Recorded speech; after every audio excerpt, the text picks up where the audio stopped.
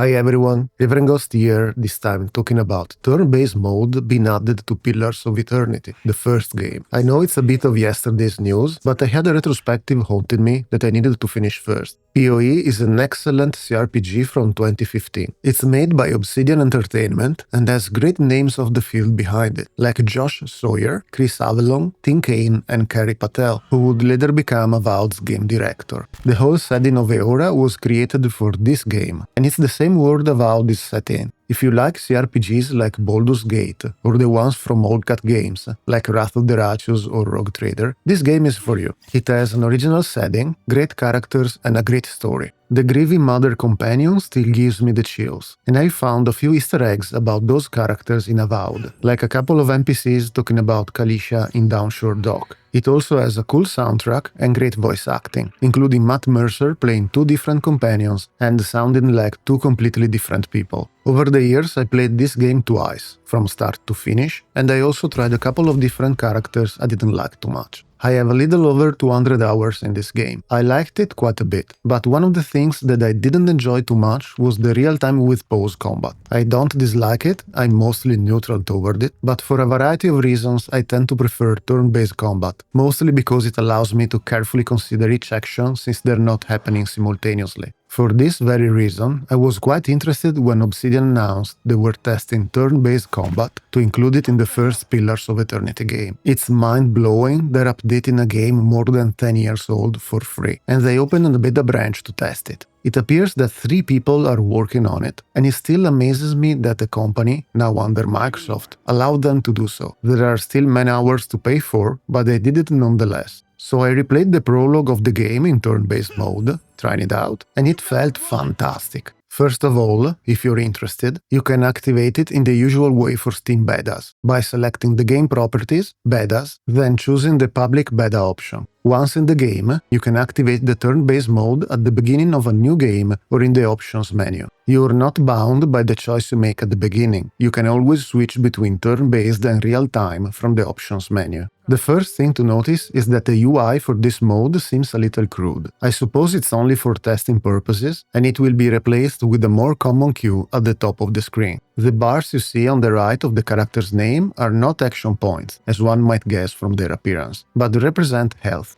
UI aside, they did not simply move the various attacks and abilities from real-time to turn-based. They had to rethink a lot of it to include how your character speed and recovery times are translated into the new turns. Now dexterity determines how many times you act in a round. With a high dex character, you may even act twice before the enemy. This is interesting because it gives the dexterity attribute increased importance. It was very relevant before, now it's even more. You have a set movement distance you can cover during a turn, and an attack you can perform. You can mix them as you see fit, for example moving, attacking, and spending the rest of your distance to move again. They are shown at the bottom of the screen, with the option to automatically end the turn after taking your action. I moved a lot to relocate my character after attacking, so I imagine it can lead to some complications if activated.